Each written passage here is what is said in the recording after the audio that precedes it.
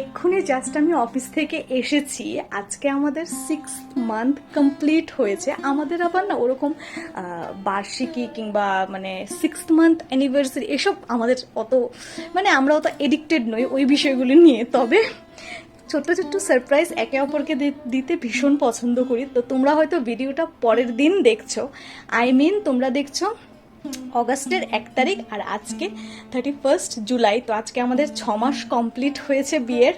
তো ছোট্ট একটা সারপ্রাইজ ও আমার জন্য রেখে গেছে।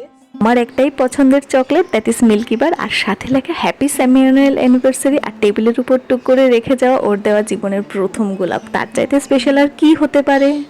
এই এই ছোট্ট উপহারটা যে আমার মনে ওর জন্য আরো কতটা সম্মান ভালোবাসা দুটোই বাড়িয়ে দিল সেটা আমি ওকে বলে বোঝাতে পারবো না। তো সেটাই ভাবলাম তোমাদের সঙ্গে আমি শেয়ার করি।